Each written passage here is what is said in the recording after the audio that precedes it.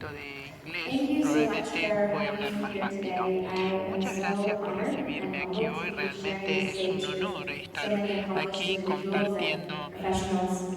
I'm el also escenario con tantos incredibly thankful profesionales. that this speaking engagement has given me the opportunity to Este visit your compromiso para beautiful hablar me and dio la inner-spirited city of oportunidad Buenos para Aires. visitar Really la quite bellísima in love ciudad with de it so Buenos far. I have Aires. visited 8 different neighborhoods here, and Ya I hope estuve to en see 8 my family barrios before I leave. distintos y creo que voy I a want seguir to visitando más. open with a few Quisiera questions, empezar so con algunas preguntas, please just dream with me a así little que, bit. bueno, soñemos juntos. What if a classroom could do more than simply Un functioning as aula a puede container ser for más que education? simplemente Four funcionar como un walls, a contenedor floor, a ceiling. de What if the educación. building itself had lessons to teach about Hay, local hay craftsmanship, rapidly renewable lecciones materials, para and aprender biodynamic? sobre Could help to feed our families, but also feed our sense of hope.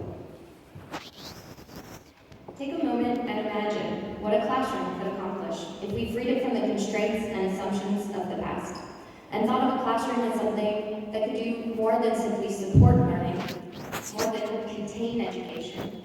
Imagine classrooms that could actually enhance the educational experience. We know that today's learners think and learn differently. The American actor Michael J. Fox had a really wonderful quote recently. He said, "If students can't learn the way that we teach, maybe we should teach them the way that they learn." Why are we trying to educate 21st century learners with 18th century practices? We all recognize this scene, no? Students, toddlers, even infants playing with iPads and iPhones the same way that we once played with blocks. These kids are what the academic Mark Prensky refers to as digital natives. Today's students are exposed to technology straight from the womb, practically put on earth knowing how to use a tablet and a touchscreen. And we're starting to understand how dramatically the availability of technology actually impacts the way that their brains develop, and thus their educational needs and capabilities. Yet we still ask them to learn the way that we did, sitting in desks, memorizing from books, listening captive to a teacher, while everything points to the fact that these students learn and live differently. To me, this suggests that we have a new kind of learner on our hands, and that we need to create new pathways for her education.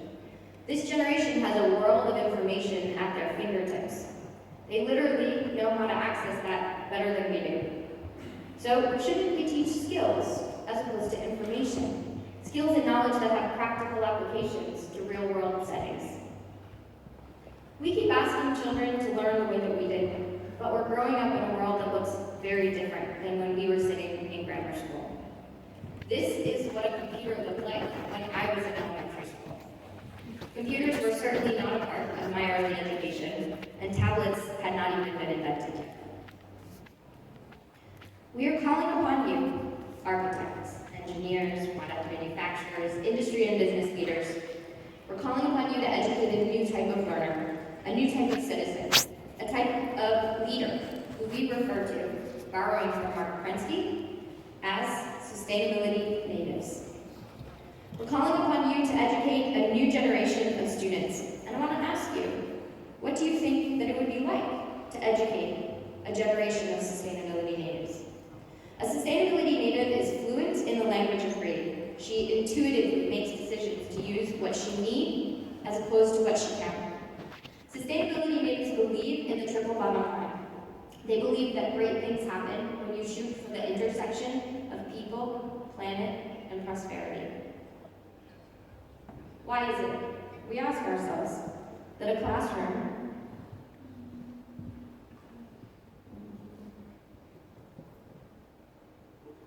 Why is it, we ask ourselves, that a classroom in 1867 bears so much resemblance to a classroom in 1975, or even the classrooms of today? Why is it that what we teach, how we teach, and where we teach essentially hasn't changed over the last 100 years? This transformation is not about making a series of incremental changes. It's not about making things better, faster, or cheaper. It's not about doing less bad. This is a conversation about doing more good. It's our challenge. It's our challenge as educators, our challenge as business leaders, as teachers,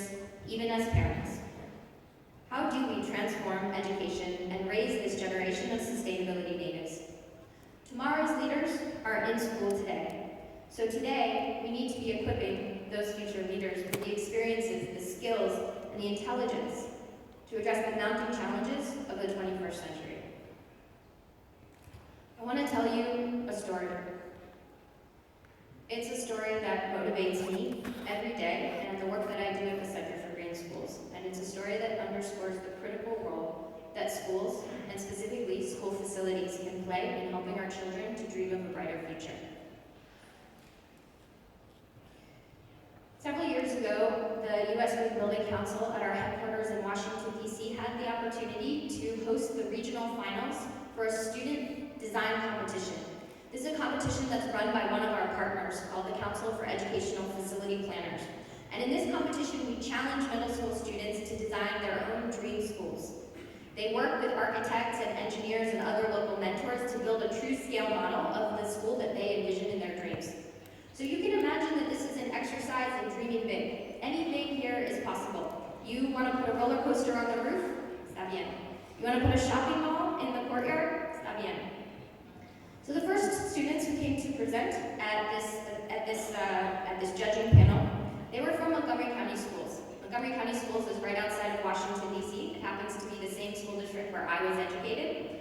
My mother worked for the school district for more than 20 years, and she has permanent respiratory damage to her lungs from the time that she spent in sick classrooms.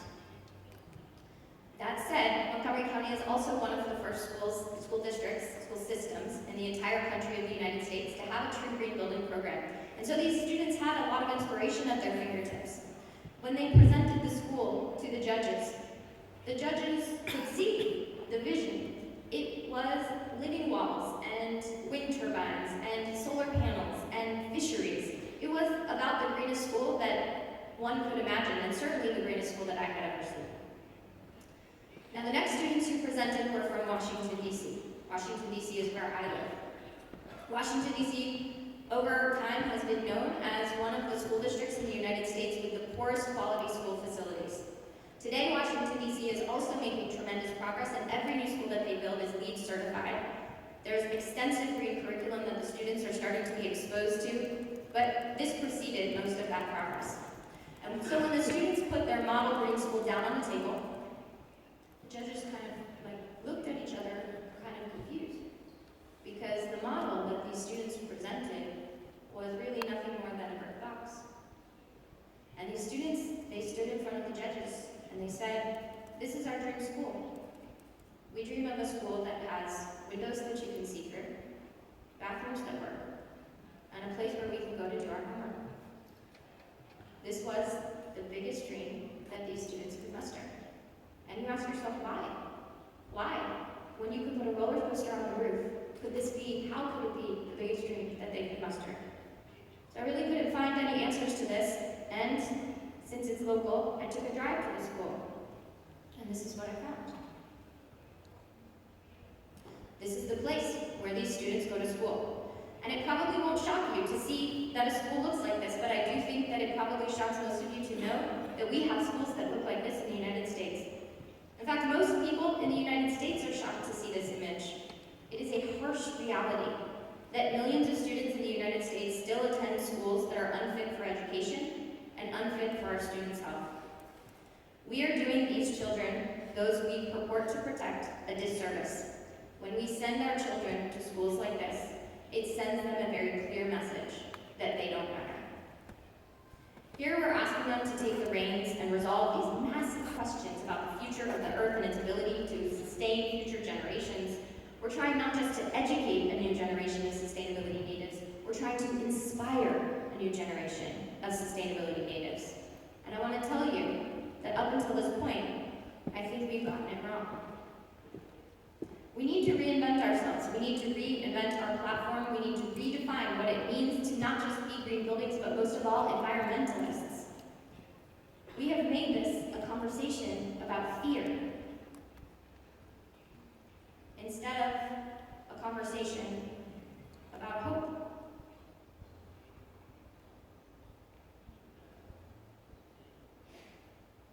We've made this a conversation about scarcity instead of a conversation about abundance.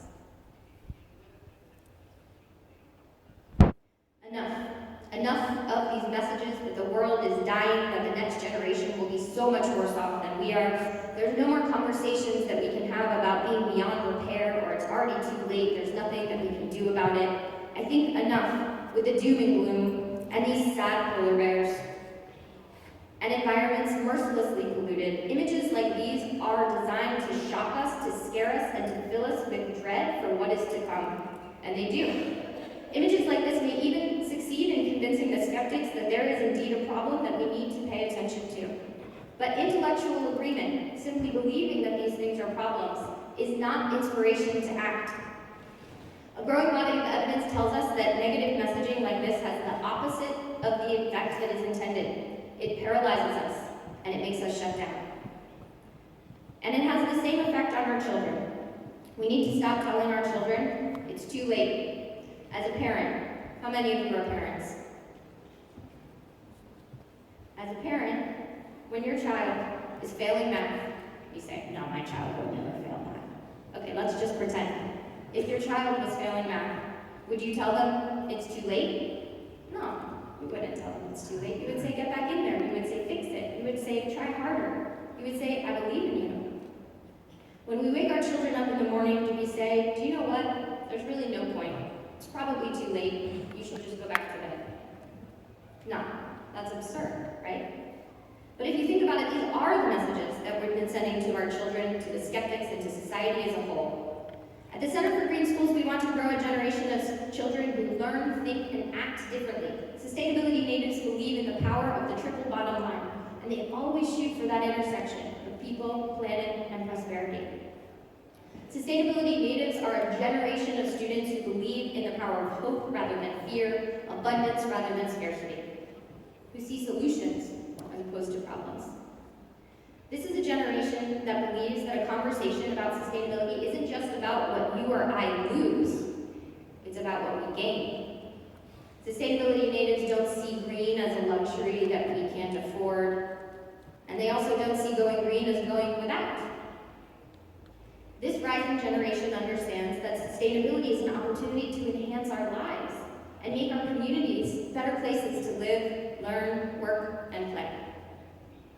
This is about raising a generation to do more good, where the environment around them becomes a living laboratory for inspired teaching, creativity, experimentation, and risk-taking. Let's challenge our students to design real-world solutions to real-world problems and apply their innovative minds to the challenges at hand. Sustainability is not about teaching information to 21st century learners. It's about teaching skills through things like project-based learning, experiential learning, where the school itself becomes a teacher. You're fortunate because you have one of the very best examples of these concepts in action right here in Argentina. Through the Escuelas Verdes program that Carlos told you all about, that the Ministry of Education for the city has created, students and teachers are building their own solar thermal systems and wind turbines as part of their curriculum. They're trained to maintain those systems for years to come, ensuring that the city's investments in renewable energies is a lasting one. These are examples of teaching, systems thinking, entrepreneurship, innovation, and these are the exact kind of skills that a green school imparts. So what happens when we send our children to green schools that bring the indoors out and the outdoors in, inspiring reverence for our children, for the neighborhoods that they live in, the trees overhead, and the ground beneath their feet? We inspire them to act, and we inspire them to take care of our communities. This is the promise of a green school, where the building itself serves as teacher and provides a landscape, a playground for enhanced learning. The investment that the city of Buenos Aires has made in educating a generation of sustainability natives sends such a powerful message to students and families. It says, you matter. It says you are leading the way, and perhaps you're not the future's leaders, you're actually today's leaders. We want to send a message to all of our students that we believe in them, that they have the ability to solve these enormous challenges, not starting after graduation when they become real grown-ups, but starting here and now. We want them to know that we believe in them, and we want them to believe that they can solve these challenges.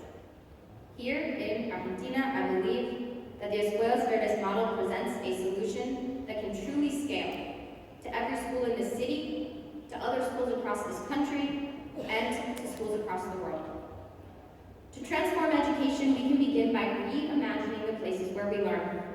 trust our children to participate and lead that process, greening our schools from the inside out and the bottom up, student-driven and student-powered transformation, all while they learn and amass new skills that will propel them into future careers, future successes, and perhaps most importantly, future happiness. This is a solution that works in public and private schools alike, in urban, rural, and suburban environments. It works in schools with the most resources, but to tell you the truth, it works even better in schools with the fewest resources, where conservation is a way of life, and sustainability equates to survival. And it's happening all over the world. Here in the Bronx, where my friend Stephen Ritz is greening the poorest congressional district in the United States, partnering with students to grow fruits and vegetables by the ton, to feed students and their families, and beautify the Bronx block by block. It's happening here in Palm Beach County, Florida, at a school where most of the children live below the poverty line, where most of the children can't afford to buy lunch and have to have support from the school and the government, and where every student now works with local mentors to create a business plan to figure out how they are going to spend the profits that they get from selling fruits and vegetables in their school garden. The former principal of Pine Jog Elementary School told me that many of these students are eating lettuce for the very first time. In Fairbanks, Alaska, where students at Barnett Middle School observed that a section of their local river wasn't freezing during the winter because a local manufacturing plant was piping hot water into it, they decided that they would find an opportunity to reduce the impact of local birds and other wildlife whose migratory patterns were becoming affected. So they designed a school that would take the water and redirect it, the hot water from the plant, into their school, which would provide free heat for Alaska's long and frigid winters and restore the habitat to its original and nature-intended state. Escuelas Verdes is a bright green spot for the green schools movement in this country, but it represents a tiny share of your nation's schools and your nation's students. The good news is that we have everything we need to replicate these successes in our children's schools, in our communities, in our countries, and across the rest of the world. And so today, this is my only request. Please join us. Together, let's ensure that every student has the opportunity to attend a green school within this generation. A school that creates a healthy environment that is conducive to learning while saving energy, resources, and money. The U.S. Secretary of Education, Arne Duncan, on Green Apple Day of Service, called green schools a triumph of common sense, a win-win-win for students, teachers, and parents, a win for the environment, a win for the bottom line. Green schools in the United States save an average of $100,000 US a year on energy, water, and other expenses. I understand that that's nearly $1 million Argentine pesos, and even more if you buy from the guys who are standing by the ATMs. It is a win-win-win for schools across the United States, but it is also a win for schools all around the world. It's a global movement that is fast-growing momentum. In 2013, when we launched the Global Coalition for Green Schools, we were humbled by how quickly more than 30 countries joined forces to launch national coalitions in support of a common mission to put every student in a green school within this generation. And here you see Argentina at the very top of the list. Argentina GDC was one of the founding members of the Global Coalition, making a commitment to lead a national movement to put every student in a green school within this generation, and to embrace the three-pillar criteria for defining a green school. Argentina GDC is recruiting partners, nonprofits, for-profit companies, government entities, volunteers, to share this commitment and join the hard work that it will take to green every school in this country. From India to Kenya, China to Brazil, you are joined by organizations in 32 other countries. Some of the best and earliest progress that we have seen in the Global Coalition is right here in Latin America. For so many reasons, the opportunity here is unparalleled and tremendous. That's why the Center for Green Schools is making preparations to launch our first ever global hub in support of efforts like yours, in support of efforts like Carlos and Escuelas Verdes, and in support of other national coalitions across Latin America. For me, this is a trip to learn everything that I can about the opportunities and the challenges specific to Argentina, and to better understand how we, through the new Global Hub and the Center for Green Schools, can support you in this journey. We define a green school as having 3 characteristics. Number 1, moving towards zero for energy, water, and waste. Number 2, enhancing the health and well-being and performance of students, teachers, and staff. And finally, ensuring that all graduates are environmentally or sustainability literate.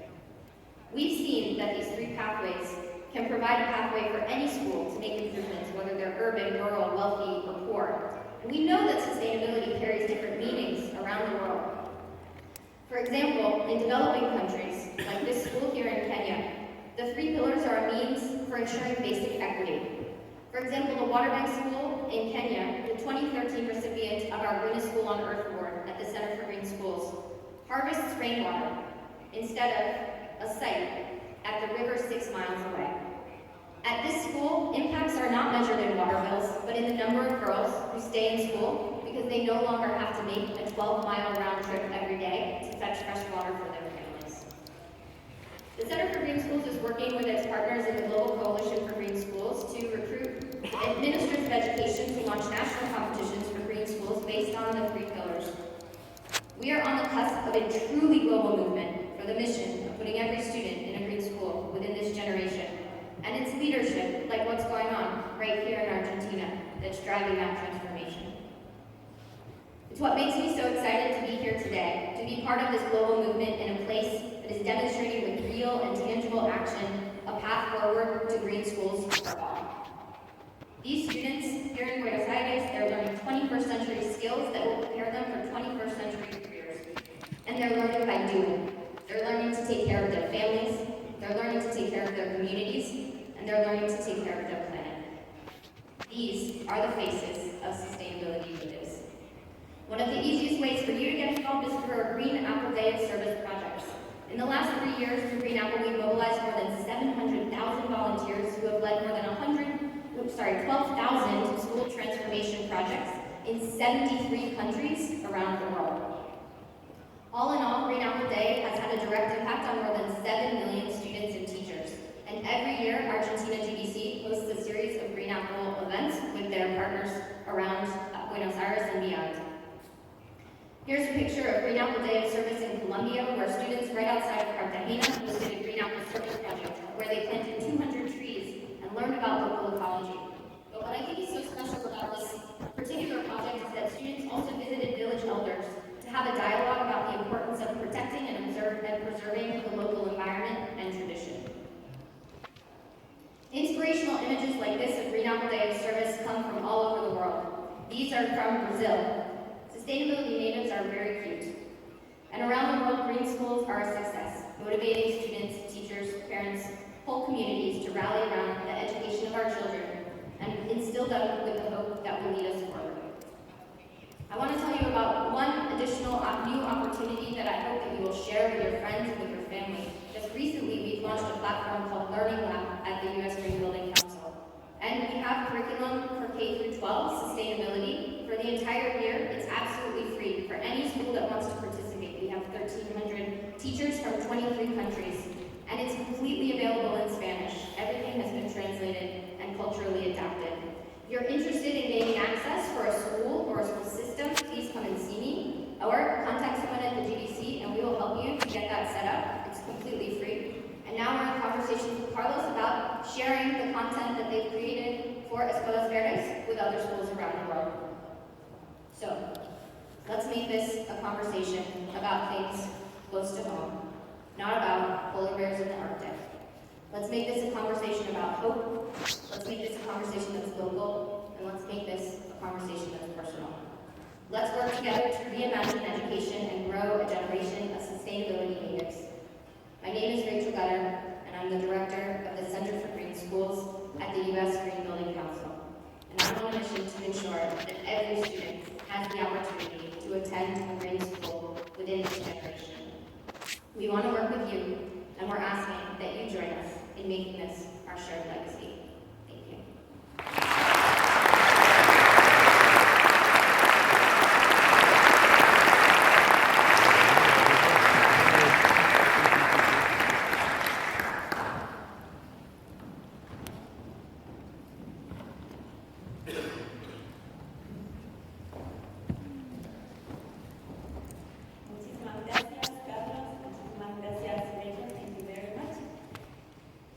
Lamento decir que estamos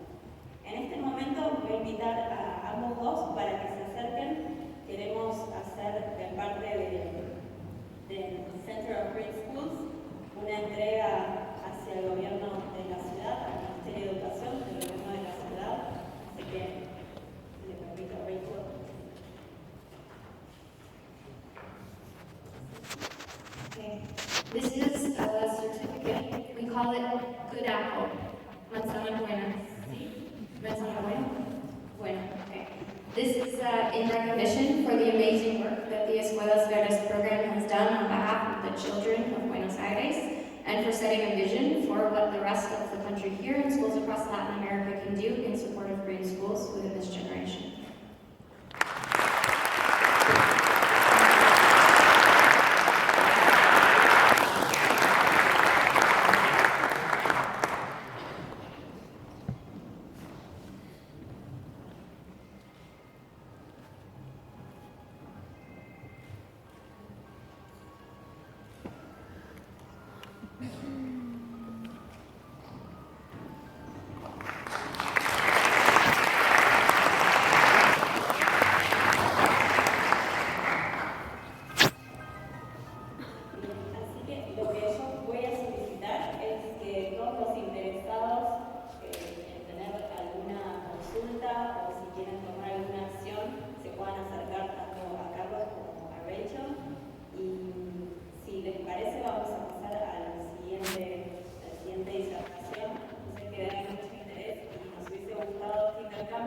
Pero